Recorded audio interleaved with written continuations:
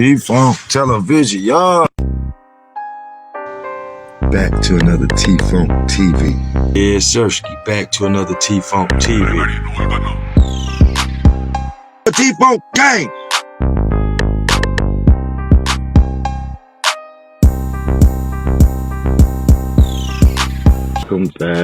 Welcome back to T-Funk TV. Smoke some, drink some.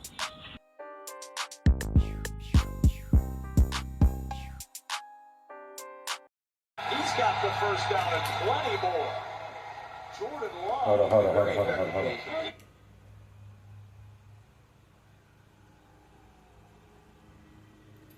Hey, yo. Hold up, y'all. Hey, yo. Hey, mother. Yes. Back to another rebirth of T-Funk television. Yeah. Y'all come on in here and drink something and smoke something with your boy. And let me take you on this journey, and I promise I won't leave you. So get your keys. And let's go. Let go. Y'all, this the time in my first bid where I had to face my fears and fight a man that's way bigger than me. Probably outweighed me by 150. Named Greedy Man. So, let's go. Let's take off. Let's go on this journey, y'all. Alright, so let me tell y'all what happened. You know, because ain't no capping in my rapping. Alright, let's go. Greedy Man probably is about, if I'm 6'1.5", Greedy Man probably about 6'2", flat. We was about the same height. He was from Greensboro, North Carolina.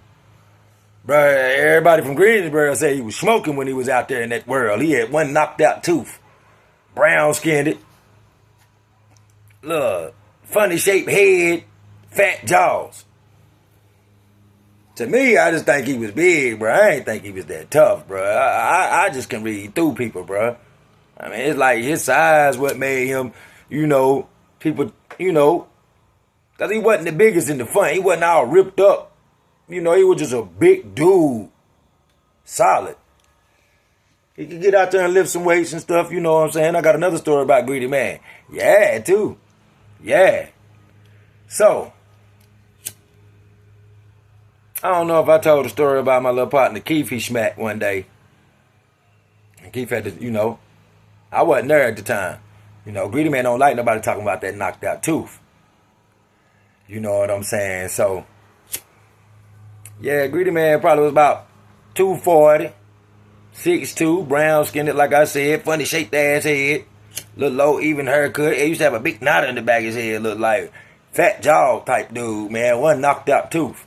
And they say he used to run up on dudes and snatch their packs off of them and everything, but the dude told me he was smoking out there too. So he was in there for robbers, y'all. You know what I'm saying? Or whatever. So,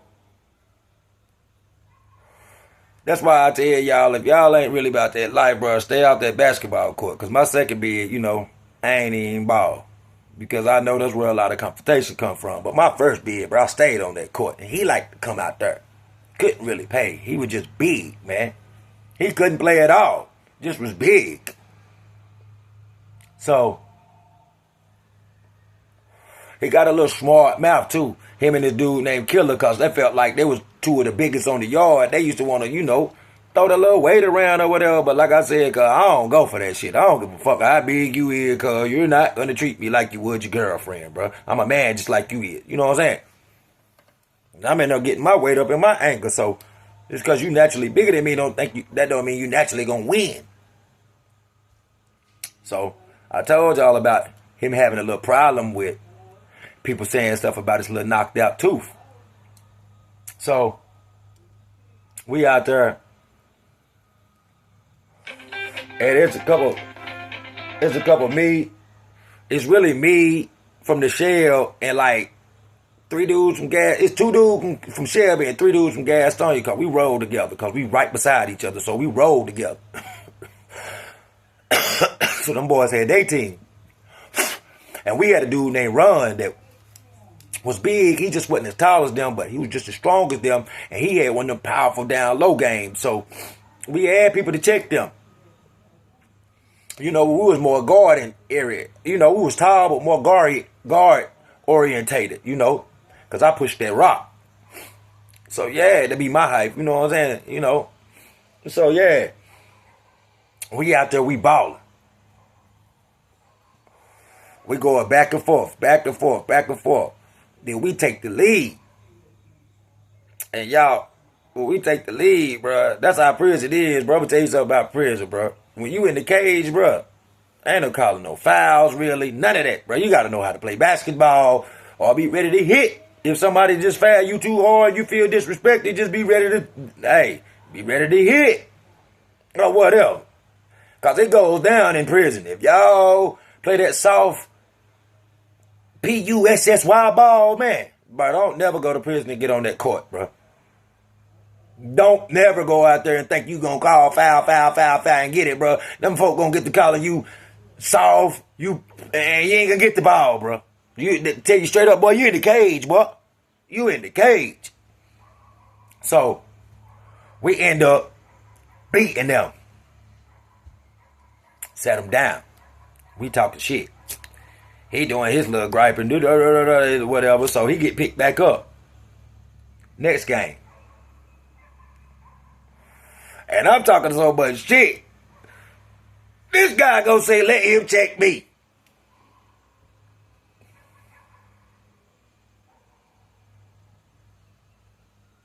And the only reason why they picked him up is for his size anyway. So y'all, this ain't no lie. The new team he get, we were going to 15. We beat them nigga like 15-6. And on the last two spots, this what caused me and Greedy Man to have to go and squash buckle. I already was using him out there. So one particular play, the ball come off. One of my boys kick it to another dude. He kick it to me. I back it back out. Start it back over. I come back down, and he come up on me with all this aggressive ass. You can tell ain't never played for the school. Weird, trying to be hard football ass defense. And I done, hop, skip to the right 2 times, pulled it back, and boom, crossed him, y'all. Left him right there. Went on in there, laid that thing on up. And bro, I ain't gonna lie, that was game point. Talking shit, and I started feeling myself. He was talking shit.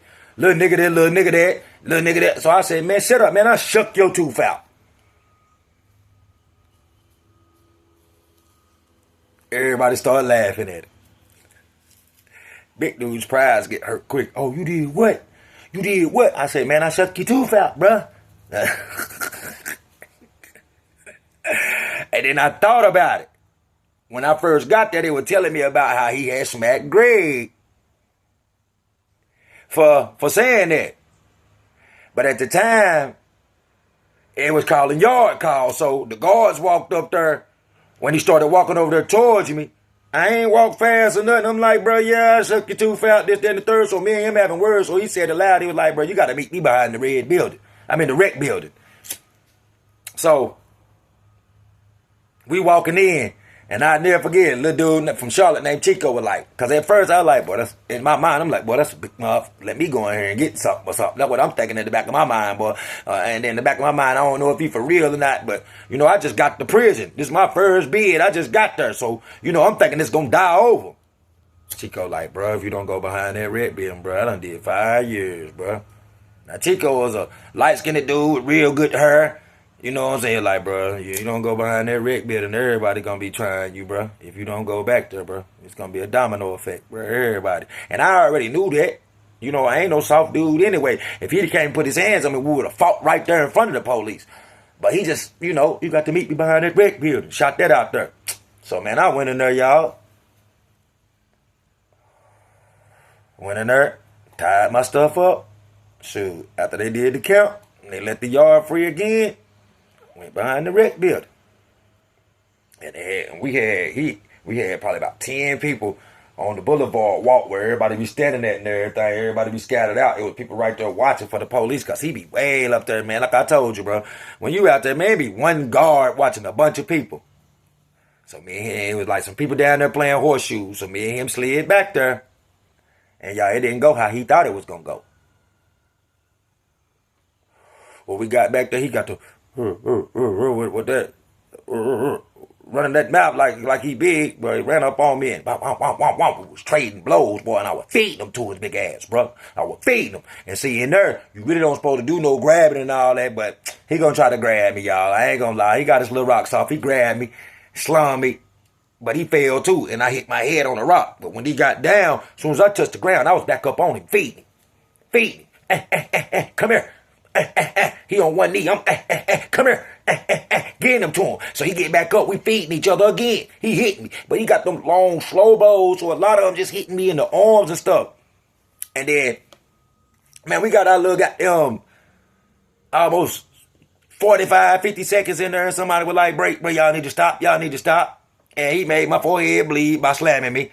And goddamn... And he hit me one more other little place, and I had a little blood and stuff coming out. But he was swole up too, bro.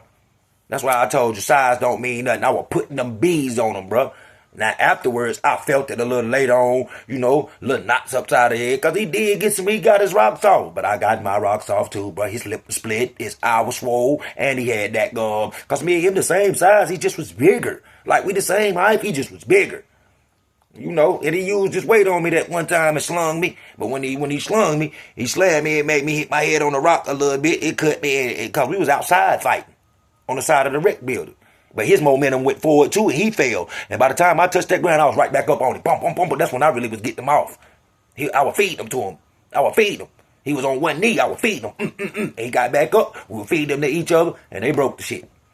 But I got respect from that man. I got respect from that man from the time on. Cause in the child hall after that and everything else, bro, you know what I'm saying? It really made me get respect for me not being in prison. But I hadn't been there but a good week or two. And that was my first fight. And everybody knew I hit, bro. That I wasn't going. It don't matter what size you is, bro.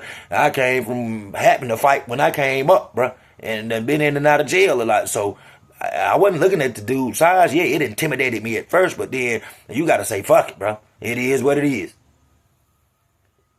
Here you go, kill me back here. Somebody go save me before it's over with or something. You just got to go ahead and get it on over with, bro, because your prison sentence, this is my word, y'all. This for all them people that think they're going to go to prison and ain't going to fight and just going to slide through that thing, bro. If you let people talk to you, take stuff from you, your prison sentence is going to be worse then you fighting back, bro. You might have to lick your wounds 1 or 2 times, even if he knocked you out, bro, but he knew you stood up to him, bro. It's better to stand up to somebody than to turn into a coward, bro. Even if you are a coward, bro, don't be for that moment, bro. Realize that you have done something to put you in this situation, and, bro, just, man, if you got to blank out, bro, pick up something, do anything, retaliate, protect yourself in there, because them guards ain't gonna protect you but so much. They want to gamble on fights. They really don't want to protect you. They really don't care about you till it gets serious. Yeah, when somebody can get a charge for somebody getting offed or somebody really helicoptered and flighted up out of there, that's when they really want to try to act like everything was all rushing all in there with everybody. But nah, bro, they don't be caring, so you got to protect yourself, bro. I don't care if you got to bite that man, grab his, anything, bro. You just don't let nobody, even if you let people do that to you on the street, prison is not the place to do that because you're in a small environment, bro. And you're going to have to keep seeing these people unless you feel like going and sitting in jail, which is the hole, because that's where you're going if you go to protective custody. So, yeah, bro, that's the time I had to face my fear. Yeah, I was nervous. I was scared. I ain't going to lie at first. And me and Chico talked. And I already knew it in my head, bro. Hey, this the first obstacle I got. Is my first obstacle in prison. It's that first test. I stepped up to the plate, and it didn't even go as bad as I thought. See, you ask me, I kind of feel like I got off on him. I got off, and I got respect. Yeah, I had to fight a couple more times in there, but still, though, hey, my name was good in there. My game was good in there. Believe that. So, hey, when I went to prison my first time, I stepped up to the plate. Everybody can't do that. But I'm trying to give you courage that if you feel like you can't do that and you don't put yourself in that situation and you're not a fighter, bro, use something, bro. I'm telling you, bro. Catch you another charge if you had to, bro. Don't let nobody take your manhood from you. And they can come in a lot of ways, man. Physically, taking physical stuff out of your locker, taking your body, taking your mental. Like dudes just keep on, man, they'll talk to you any kind of way in there, bro. Spit on your face, smack you, bro. You can't, man, no. You're not going. I'm not going for that, bro. I'm not going for that. And I hope and pray to the Most High, if you get put in that situation, y'all that I'm talking to, because I do this to try to save somebody. Y'all that I'm talking to, bro, don't go for that, bro. I had to show Rudy, man, I wasn't scared, bro. And then when I showed him I wasn't scared, he got into another situation with another little smaller dude. They had to show him he wasn't scared too. See, that's what I'm saying, man. Y'all make sure. Make sure. But if you get put in this situation, shit, throw some hot water on him if you had to. Stab him with a pencil. Do anything, bro. If you ain't the best fighter, bro, do what you gotta do, bro. Sneak him if you got to, bro. Just make sure you protect yourself. This done been another rebirth for T-Funk Television. Y'all make sure y'all come on in here, like, share, and subscribe to my YouTube channel, y'all. If I ain't to go to this shit, then who is, bruh?